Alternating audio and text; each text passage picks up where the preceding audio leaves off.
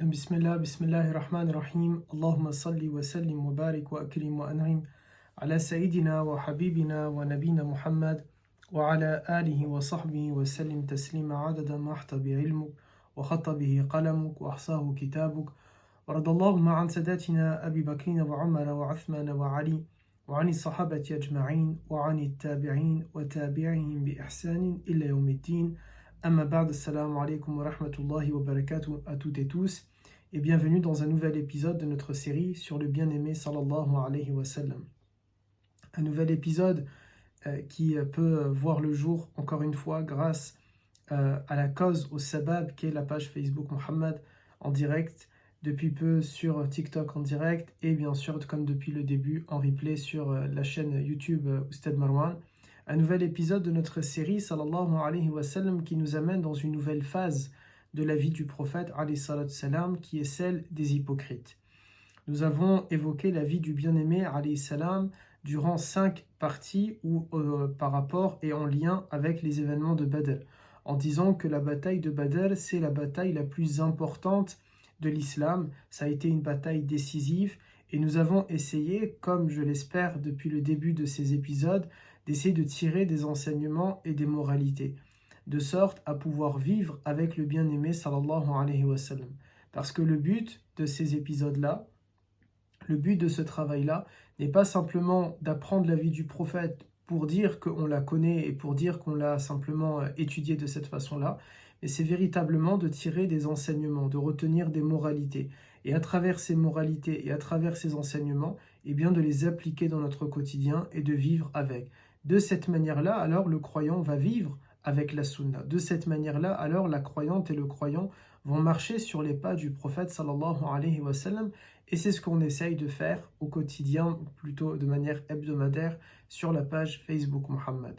Et nous sommes maintenant avec les hypocrites. C'est un épisode qui va nous prendre 2 parties, les hypocrites, bi'idnillah, ce lundi et le lundi prochain, incha'Allah. Et il est assez logique d'évoquer la question des hypocrites tout de suite après Badr. Parce que la bataille de Badr, aussi décisive a-t-elle été, elle a aussi suscité beaucoup de conséquences. Et parmi les conséquences qu'il y a eu après Badr, après la victoire du prophète alayhi salam sur les Qurayshites, il y a eu le fait qu'il y a eu un grand nombre de conversions suite à Badr, parce qu'il y a eu dans ce grand lot de conversions tout un tas d'hypocrites à l'intérieur. Avant de parler exactement de qui sont ces hypocrites et de voir quelques éléments sur eux, il est bon de définir ce que sont les munafiqoun, les hypocrites. En langage normal, lorsque on parle en langue française, j'échange avec vous en langue française, un hypocrite, c'est quelque chose, un terme que nous avons, vous et moi, pu utiliser pour désigner quelqu'un qui ne dit pas la vérité, quelqu'un qui va avoir un double langage, quelqu'un qui, lorsqu'on se retrouve face à lui, nous dit quelque chose et puis derrière notre dos, il va parler mal ou bien il va raconter des mensonges à notre sujet. Pour nous, pour vous et moi, c'est de cette manière-là que l'on définit les hypocrites. Il y a une autre définition qui est la définition islamique du terme. Pour Allah Ta'ala, pour l'islam, al-munafiqun, ce n'est pas quelqu'un qui vous dit quelque chose et qui va raconter autre chose derrière votre dos. Pour l'islam, pour Allah Azza wa Jal, l'hypocrite, ce n'est pas celui qui va tout simplement vous sourire, mais au fond, il ne vous apprécie pas et il ne vous aime pas.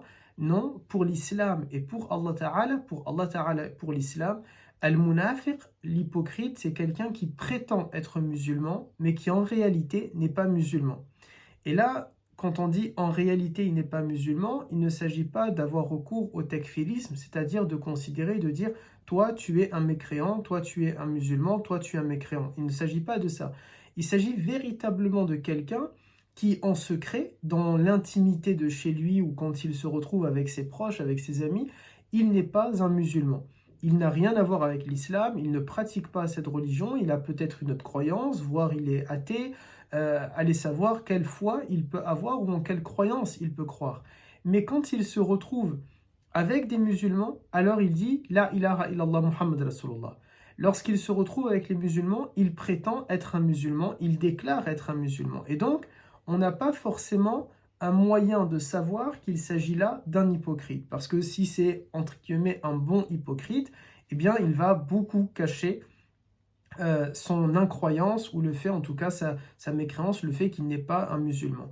Pour vous donner un exemple, hein, avant qu'on rentre dans le sujet des hypocrites à l'époque du prophète, c'était, alayhi salatu salam, les hypocrites, c'était par exemple des personnes qui pouvaient faire la prière avec le prophète, ils étaient réveillés aux aurores, ils allaient faire fajr, ils faisaient ramadan, lorsqu'ils rencontrent des musulmans, ils disent assalamu alaikum wa rahmatullahi ta'ala wa barakatuh mathalan.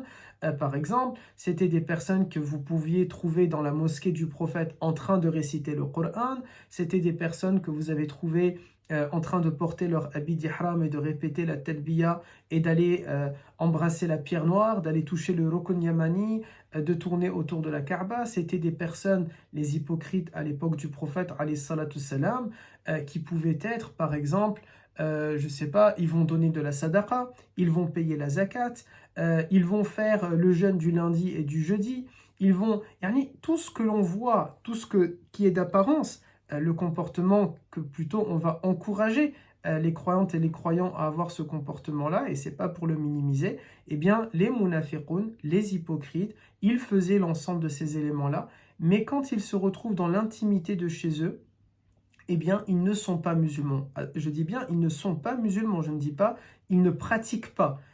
Un croyant qui pratique sa prière en communauté, mais qui chez lui ne fait pas sa prière, il n'a pas le statut d'être un munafir.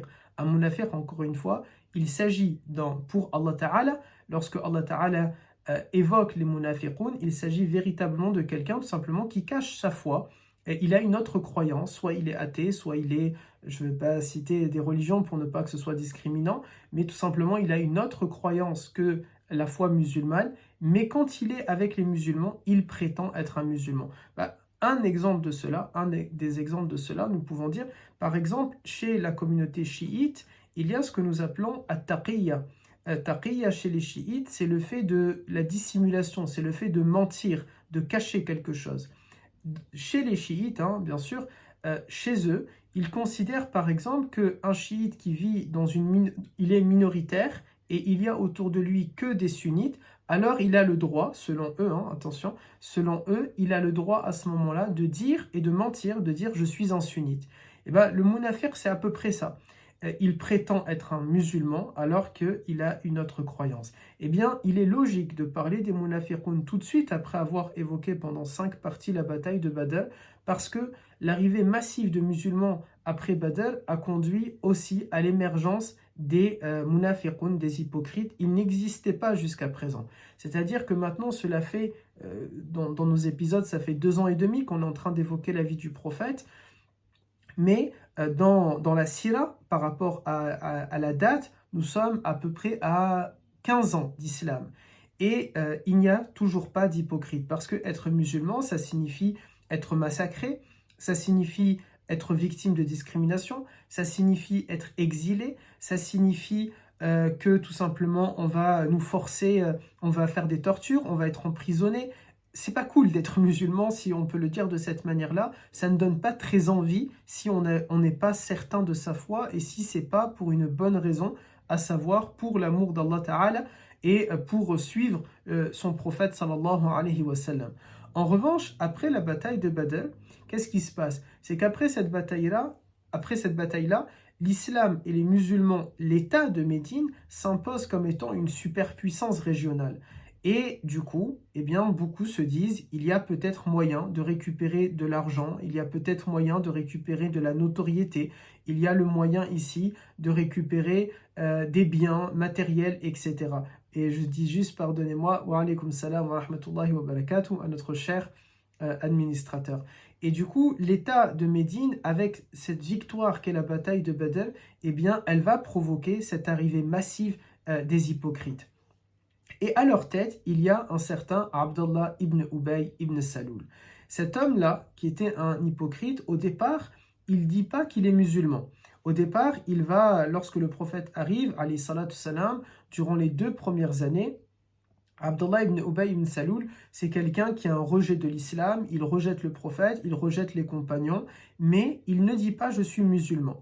Et son hostilité vis-à-vis du prophète, elle va s'exprimer de façon différente que l'hostilité qu'avaient les Qurayshites. Souvenez-vous, nous avons évoqué ça, sur la page Facebook Mohammed que l'hostilité de Quraysh, elle se manifestait justement avec ces tortures-là, avec ce rentre-dedans, avec ce combat frontal contre les musulmans et contre les compagnons, contre notre bien-aimé, alayhi salatu salam. À Médine, les choses, elles se font de façon très différente. L'hostilité, elle s'exprime à travers surtout le langage, à travers la gestuelle, à travers les mots. Et c'est là que les hypocrites, les munafiqoun, vont jouer un rôle décisif dans cette hostilité contre le prophète. Décisif, c'est pas ce que moi je souhaite, mais c'est ainsi qu'ils l'ont été. Eh bien, parce qu'ils vont pouvoir combattre le prophète à travers les mots. Comment? En répandant des rumeurs. Tout simplement, ils vont viser l'honneur. Ils vont essayer, mais ils n'ont pas réussi. Ils vont essayer de toucher à l'honneur du prophète, sallallahu alayhi wa sallam, à l'honneur des compagnons, et notamment avec une grande histoire qui est la calomnie contre Saïda Aïcha radiallahu anha, lorsqu'ils vont prétendre, astaghfirullah al-azim, que Saïda Aïcha, notre mère, a trompé le prophète sallallahu alayhi wa sallam.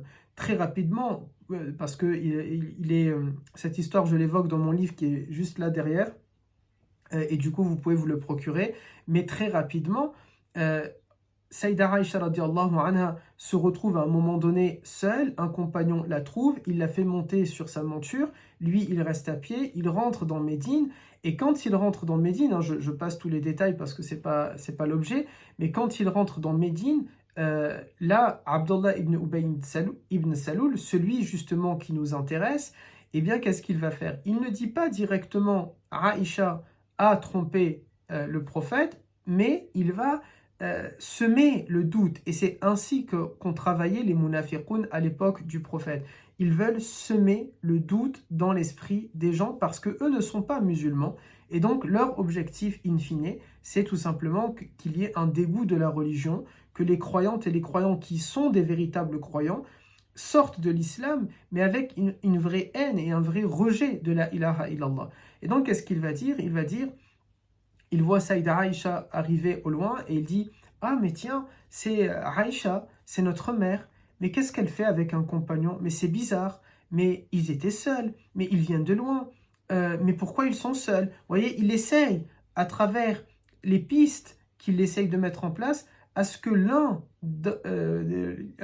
une personne par exemple qui est véritablement musulmane, elle va commencer à douter et se poser des questions. Que faisait notre mère, radiallahu anha, avec ce compagnon-là qui est Safwan? Mais on ne rentre pas totalement dans les détails, c'est simplement ici pour vous donner un des exemples du travail qu'ont été les munafiqoun.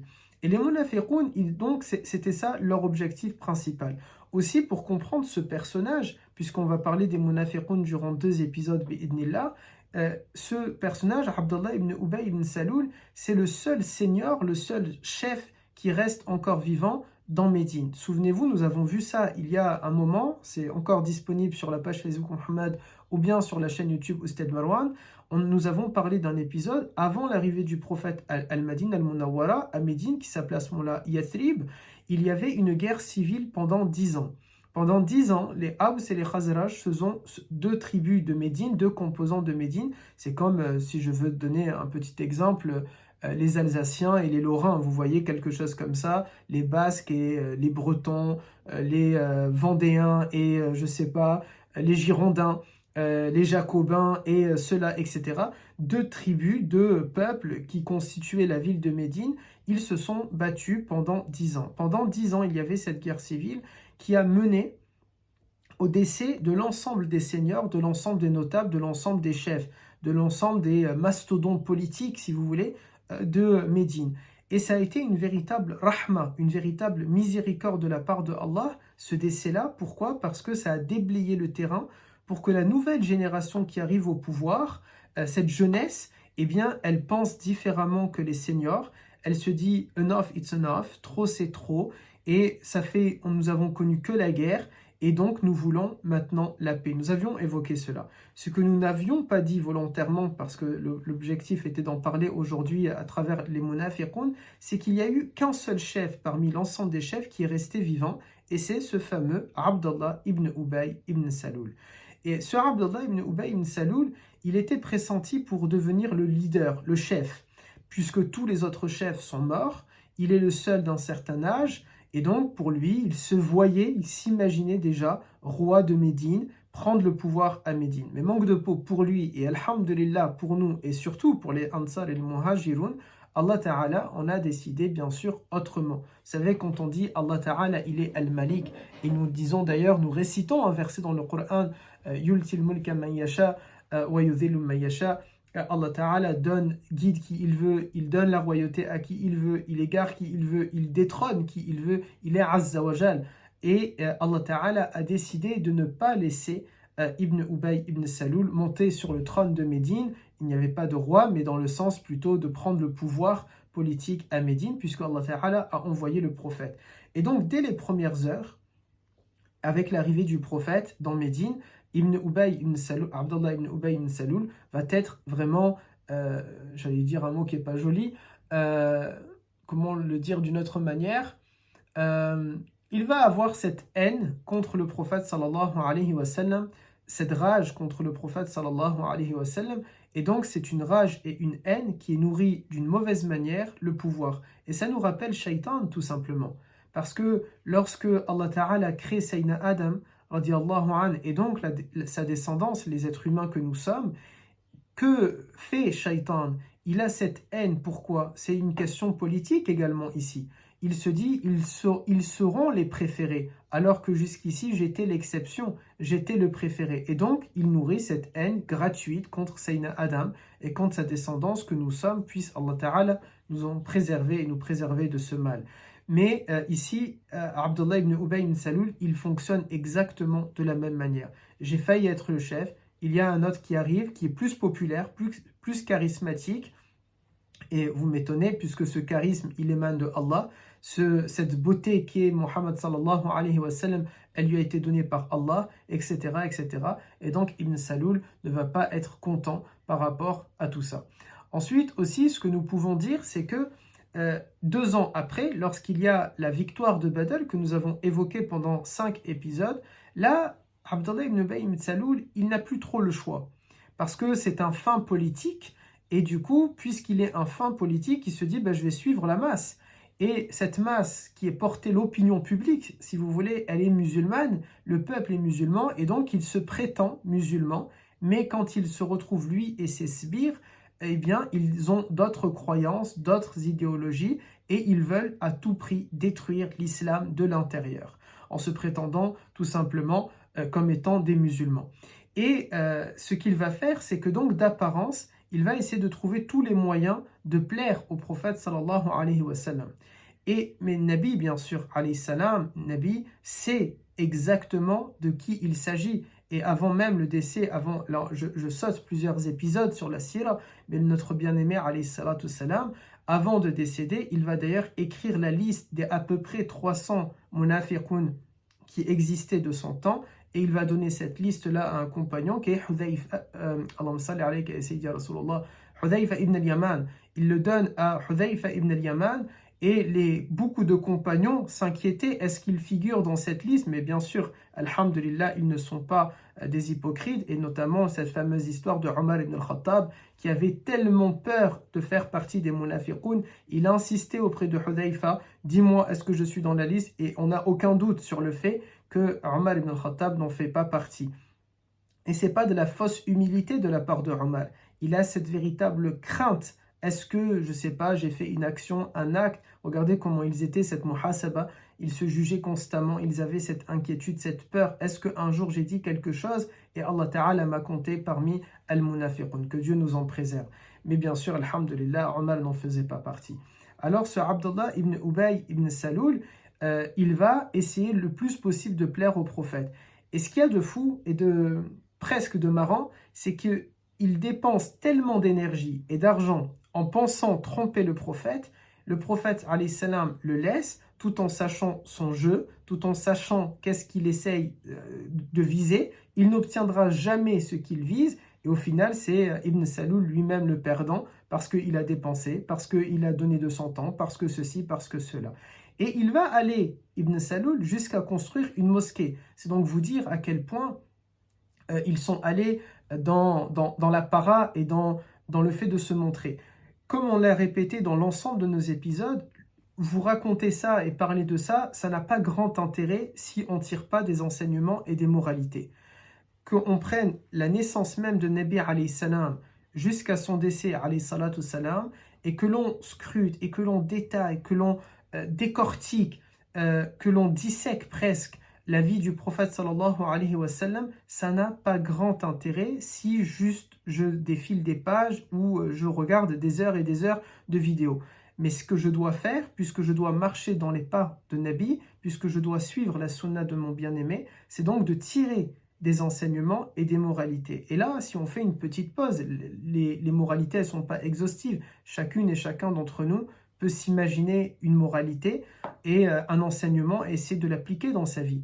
Mais ce que l'on pourrait ici voir, c'est de se dire, souvenez-vous, Quraysh a reconstruit la Kaaba. Quraysh a dépensé de son argent, de sa sueur. Imaginez Utba ibn Rabi'a, imaginez Abu Jahl, imaginez Abu Lahab, imaginez Al-Walid ibn al-Mughira, tous ces ennemis publics numéro 1, tous ces ennemis hostiles à la ilaha illallah à l'époque de Nabi alayhi salatu salam. Ils ont reconstruit la Kaaba de leur propre argent, quelque chose que vous et moi, nous ne pouvons pas faire. Si demain, puisque la Kaaba a déjà été détruite et reconstruite 5 fois, si demain la Kaaba était détruite et qu'elle devait être reconstruite, malheureusement pour vous et pour moi, on ne nous embaucherait pas comme manœuvre, on nous embaucherait encore moins comme ingénieur, comme architecte peut-être, on n'accepterait peut-être pas de notre argent parce qu'ils vivent avec du pétrole sous leurs pieds et donc ils n'ont pas besoin de nos euros, vous voyez, mais eux pourtant les Qurayshites ont contribué, ils ont fait.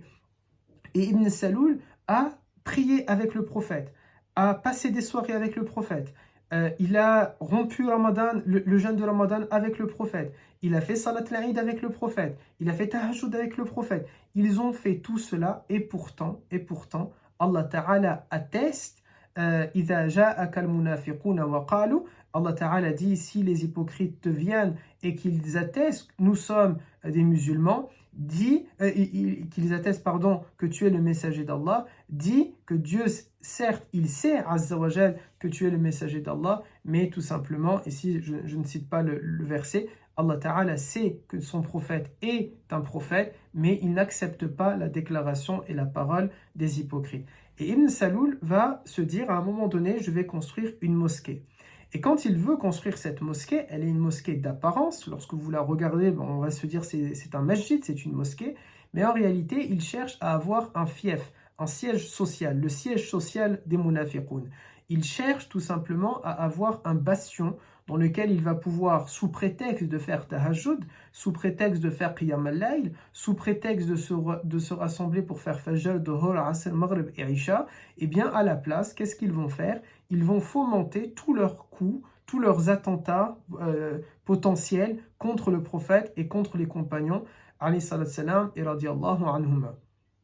Et ils vont venir chercher le tampon de validation auprès du prophète, alayhi salatu salam. Ibn Saloul dit au prophète, Ya Rasulallah, et regardez, il lui parle avec révérence et avec tout le protocole nécessaire que l'on doit avoir pour parler à notre bien-aimé, alayhi salatu salam. Et lui dit, Ya Rasulallah, nous on vit dans un quartier, les Bani Salim, et on a, c'est vrai, Masjid Quba qui n'est pas si loin que ça, mais ça reste un peu loin pour les personnes âgées parmi nous, pour ceux qui ont du mal à se déplacer. Et en plus de ça, Ya Rasulallah, vous savez, quand c'est la prière de Fajr, il fait nuit, quand c'est pas la pleine lune, et quand c'est la prière de Isha, pareil, et ça fait un peu tard, il n'y a pas d'éclairage, et on a peur pour nous. Est-ce que vous nous permettez, nous allons construire, Ya Rasulallah, une mosquée? Nabi alayhi salam, il sait de quoi il s'agit, il sait qu'ils sont hypocrites, mais il leur permet toutefois de construire cette mosquée. Pourquoi? Allahu a'za wa a'lam. Allahu a'lam, pourquoi Nabi alayhi salam leur permet? Parfois le prophète nous a donné des explications et parfois on l'a pas, mais nous lui faisons confiance et on peut essayer après coup, après entre guillemets un petit qiyas, un petit ijtihad, de se poser des questions, et tant mieux que si le prophète leur a donné cela, parce que à travers ça nous prouve que quels que soient nos actes et nos actions dans la vie, je peux même reconstruire la Kaaba comme Quraysh, ça ne veut pas dire que je suis promis au paradis. Je peux même bâtir une mosquée avec ma sueur et mon argent, ça ne veut pas dire que je suis premier au paradis, à l'image de Abdallah ibn Ubay ibn Salul. Je peux même, alors que c'est impossible pour vous et moi de le faire de nos jours, mais je pourrais même veiller toute la nuit en prière avec mon bien-aimé sallallahu alayhi wa sallam, et pourtant, ça ne veut pas dire que je suis premier au paradis, et je pourrais même être pire, être considéré comme étant un munafiq, être un hypocrite. Et donc, ça nous permet aussi de prendre cet enseignement-là et cette moralité-là. Et le prophète donc leur donne cette permission, et le temps qu'ils finissent la construction de cette mosquée, ça y est, maintenant elle est finie. Vous voyez, quand on coupe le ruban, maintenant pour nous ici en Europe, quand on va inaugurer quelque chose, on va couper par exemple le ruban. Alors ici, l'inauguration, ils veulent que le prophète vienne, alayhi salatu salam, vienne prier dans la mosquée, parce que c'est le summum. Vous voyez, aujourd'hui, lorsque l'on se rend, mathalan, à Al-Madin al-Munawwara, on va se dire, bon, subhanallah, Nabi alayhi salam a prié dans cette mosquée, dans cet endroit, dans cette grotte, dans ce monde, dans ceci et dans cela. Imaginez, nous aurions pu dire, il a prié dans cette mosquée, dans la mosquée qui se trouve dans le quartier des Bani Salim. Et le prophète, simplement, alayhi salam, doit maintenant partir dans une bataille qui est la bataille de Tabouk, que nous verrons dans quelques épisodes, bi'idnillah, parce que c'est beaucoup plus loin. Et donc, il ne peut pas maintenant venir et prendre le temps de prier, l'armée l'attend, il doit aller défendre le front, et du coup, il va s'en aller, mais il leur dit, Inch'Allah, sur le retour, je prierai dans cette mosquée. Alors, ça y est, c'est le jackpot pour Abdullah ibn Ubay ibn Salul. Il s'attend à officialiser son travail, et il pense qu'il a tout simplement réussi un sacré coup, en construisant un fief hostile à la ilaha illallah, avec la validation du plus haut représentant de l'islam à ce moment-là sur terre, c'est-à-dire Muhammad sallallahu alayhi wa sallam. Mais lorsque Nabi s'en va, et il est informé par Allah Ta'ala sur le chemin, à travers bien sûr Sayyidina Jibril alayhi salam, qu'il s'agit là d'une mosquée. C'est pas on dit mosquée, mais dans le sens virar, c'est-à-dire une mosquée qui est là pour nuire. Son seul objectif, sa seule volonté, sa seule intention, c'est de nuire. Allah Ta'ala révèle donc à son prophète les versets 107 à 110 de Surat At-Tawbah, que je vais vous lire si vous me le permettez. Allah Ta'ala dit: il en est qui ont édifié une mosquée par rivalité et par impiété, pour semer la discorde entre les croyants et faire de ce lieu le repère de celui qui, auparavant, avait combattu contre Dieu et son prophète, c'est-à-dire Abdallah ibn Ubay ibn Salul. Je reprends le verset. Ce sont ces gens-là qui, aujourd'hui, viennent jurer de toute leur force qu'ils ne voulaient faire que du bien, alors que Dieu est témoin qu'ils ne racontent que des mensonges. Ne fréquente jamais une telle mosquée, car il en est une autre qui a été fondée dès le premier jour sur la crainte révérentielle du Seigneur et qui est plus digne de ta présence. On y trouve des hommes qui aiment se purifier, et Dieu aime ceux qui sont propres. Lequel vaut mieux, celui qui a fondé son édifice sur la piété et l'agrément de Dieu, ou celui qui a fondé son édifice sur le bord d'un précipice, prêt à s'écrouler en l'emportant dans le feu de l'enfer? Dieu ne guide jamais les infidèles. La mosquée qu'ils ont édifiée ne cessera d'être pour eux un sujet d'angoisse jusqu'au moment où ils en auront le cœur brisé. Dieu est omniscient et sage.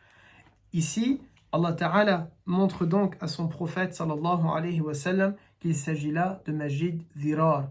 Et Dhirar, qu'est-ce que ça signifie? Ça signifie justement cela, la nuisance. Et de quoi il s'agit lorsque Allah Ta'ala donne une comparaison? Il donne une autre mosquée qui, dès le premier jour, au Sessa'a al-Taqwa, dès le premier jour, elle a été bâtie sur la piété. Certains ulama nous ont dit que peut-être c'est Masjid al-Haram al-Nabawi, mais l'avis le plus prépondérant, c'est que probablement il s'agit de Masjid Quba, que nous avons déjà évoqué dans les épisodes précédents. Et ce qu'il y a d'encore plus, j'allais dire dingue, mais je crois que le mot est trop familier, ce qu'il y a d'encore plus fou, c'est de se dire que cette mosquée de Dhirar qu'ils ont voulu construire, elle est juste en face de Masjid Quba. Il y a en face une mosquée dont la récompense équivaut à une umrah lorsqu'on y prie, mais non, c'est-à-dire que ils ont été même stupides dans leur volonté. Admettons, ils ont voulu faire quelque chose, ils vont la faire un peu plus loin. Mais juste en face de Masjid Quba, alors même qu'il y a en face la récompense d'une Umrah, c'est quelque chose qui est perturbant. Et là aussi, subhanallah, il y a des enseignements et des moralités à retenir et à tirer. Parfois, nous avons l'occasion de faire quelque chose où nous avons beaucoup plus de récompenses, mais subhanallah, pour différentes raisons, on refuse d'avoir plus de récompenses et on va faire quelque chose où on a moins de récompenses. Mathalan, s'il y a la possibilité, parce que bien sûr il y a des contextes, des différentes situations, je parle si vraiment il y a une possibilité de faire une salat en jama'a, en groupe, pourquoi à ce moment-là le faire de façon individuelle? Ou prenons un exemple, on va payer des milliers d'euros pour se rendre jusqu'à Makkah al-Mukarrama ou bien jusqu'à Al-Madinah al-Munawwara et on va préférer prier dans une chambre d'hôtel plutôt que de partir dans le sanctuaire même d'Al-Haram. Il y a parfois des choses, mais c'est un autre sujet où on pourrait se poser bien sûr des questions. Attention, je ne fais pas cette distinction-là, je ne fais pas plutôt de... Je fais la distinction et je ne fais pas de rapprochement avec cet acte des munafiqun. Le prophète alayhi salam est informé à ce moment-là, il est informé de ces versets et il ordonne à 3 compagnons, Ali ibn Abi Talib et 2 autres compagnons dont j'ai noté le nom mais je les ai oubliés, astaghfirullah, je vais vous les dire. Il s'agit de Malik ibn Durshum et de Salim ibn Auf. Il leur demande aux 3 de se rendre directement dans cette mosquée-là. Le prophète avait quitté Al-Madina, il était à peu près à 1h30 de route, et il leur dit retournez à Al-Madina et détruisez cette mosquée. Et dans son choix, Nabi alayhi salam, volontairement avec Ali, n'a pas envoyé que Ali. Parce que Ali est un muhajir, Ali est un Mécois. Et si Ali va venir et va détruire une mosquée construite avec l'argent, avec la sueur des Médinois, cela peut créer un trouble public. Et donc il choisit 2 compagnons médinois et qui plus est, qui sont issus de ces quartiers-là, qui sont issus de ces endroits-là, de manière à ce que personne ne peut leur faire le reproche ou en tout cas l'accusation de discrimination ou quoi que ce soit. Ils partent et ils vont même veiller, ces compagnons-là, Salim par exemple, à prendre du feu avec une torche qui vient de sa propre famille, de sa propre tribu, de manière à ce que personne ne va dire, parce qu'il a ce souci et cet amour pour Rasulallah alayhi salatu salam, à ce que personne ne va dire, eh bien, les Banu Hashim, ou les ceci, ou les cela, ont détruit telle mosquée qui appartient à tel clan, et réveillé une certaine forme de tribalisme ou de nationalisme. Et donc voilà comment ils vont détruire, ils vont rentrer dans la mosquée et ils vont y mettre le feu. Alors peut-être, je ne sais pas si vous le saviez ou pas, ainsi la première mosquée qui a été brûlée a été brûlée sous ordre de Nabi sallallahu alayhi wa sallam, avec cette raison-là qui est particulière, qu'il s'agissait là en réalité de quelque chose de dirar, de nuisible. Et encore une fois, puisque notre volonté c'est de tirer des enseignements et des moralités, quelle doit être à ce moment-là la moralité? C'est de se dire, il ne faut pas que ma langue, elle devienne une langue dirar, que mon cœur soit un cœur dirar, que mon association, mon œuvre, eh bien ce soit une association, une œuvre dirar. Il y a parfois, il peut y avoir je ne sais pas, des mosquées qui se considèrent comme étant concurrentes. Il peut y avoir attention à ce qu'un projet islamique que l'on fait, ou une action tout court que l'on fait, elle ne soit pas quelque chose de virar, elle ne soit pas quelque chose de nuisible, elle ne soit pas quelque chose qui va mener à une discorde, à une fitna tout simplement, puisque nous appartenons, vous et moi, à une religion qui considère, vous et moi, je partais du principe que tout le monde était musulman, Allahu A'lam, mais nous appartenons à une foi qui dit quoi? Qui dit tout simplement que al-fitnatu ashaddu min al-qatl.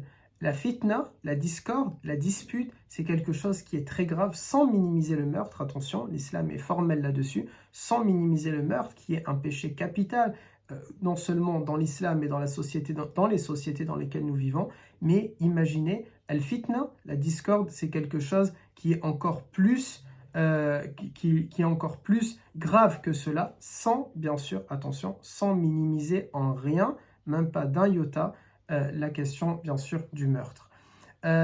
Et aussi, ce que nous devons nous dire, c'est que puisqu'il nous faut tirer des enseignements et des moralités, nous devons, à travers l'histoire des munafiqoun, qui ont causé beaucoup de dégâts, qui ont causé beaucoup de choses, et ça sera l'objet encore de notre épisode bi'idnillah la semaine prochaine, il faut se dire, est-ce que mes actes, pas forcément nous-mêmes, puisque nous disons que nous sommes musulmans, alhamdulillah, mais faisons attention à ce que nos actes ne soient pas des actes qui peuvent s'apparenter à cela. Et n'oublions jamais, par souci de modestie et d'humilité, qui doit être ce qui doit nous accompagner tout au long de notre vie, n'oublions jamais que, quelle que soit l'action que je fais, eh bien, je ne sais pas, est-ce que Allah tabaraka wa ta'ala l'a accepté, que Dieu, bien sûr, on l'espère, que Dieu nous laisse dans le chemin de la ilaha illallah, qu'il nous préserve d'avoir un comportement qui peut s'apparenter au munafiqoun, puisse Allah Ta'ala, on fait cette dua-là que le prophète sallallahu alayhi wa sallam a lui-même fait,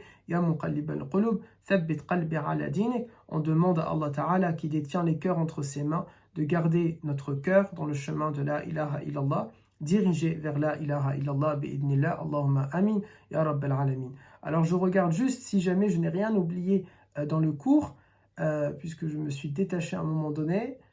Allahumma salli alayka ya sayyidi ya Rasulallah. Mais normalement, c'est bon. Il me semble que j'ai donné l'ensemble des éléments concernant les hypocrites. Alors, les munafiqoun, on reverra aussi la semaine prochaine cette partie-là, puisqu'ils ont causé, on a dit, plusieurs dégâts et plusieurs soucis. Et on verra notamment Surat al-Munafiqoun. Pourquoi a-t-elle été révélée? Ça a été suite à un incident que les munafiqoun ont essayé de causer au sein de la communauté bi'idnillah. Barakallahu fikum pour cet épisode, en espérant bi'idnillah qu'on a été un sabab. Et j'en profite simplement avant de vous quitter pour rappeler, s'il vous plaît, ce qui est la cause justement de ces cours-là, qui sont en direct sur TikTok, en replay sur YouTube, ça reste la cause de ces épisodes, c'est le direct sur la page Facebook Mohammed. Et donc celles et ceux qui ont Facebook, n'hésitez pas s'il vous plaît à vous y abonner sur leur chaîne Facebook Mohammed. Et l'occasion aussi pour moi de rappeler, s'il vous plaît, quand vous êtes abonné à la page Facebook Mohammed, il se peut, comme la semaine dernière, qu'il y ait une affiche qui annonce le cours et qui finalement il n'y a pas. J'ai eu l'occasion de le dire plusieurs fois malheureusement à cause de moi, mais j'espère pas que j'aurai l'occasion de le redire souvent, mais parfois ça arrive en effet que le cours a été annoncé et finalement il n'a pas lieu. Ce n'est pas la faute des responsables de la page Facebook Mohammed, ça m'incombe à moi. J'espère que vous me pardonnez, j'espère que personne ne s'est privé de faire quoi que ce soit pour suivre le cours et malheureusement à la fin qu'il ait cette déception-là, qu'il n'y a pas eu le cours. Ne m'oubliez pas, barakallahu fikum, dans vos invocations, c'est pas forcément une annulation qui est comme ça volontaire pour m'amuser ou pour faire quoi que ce soit. Ne m'oubliez pas, bi'idnillah, dans vos invocations.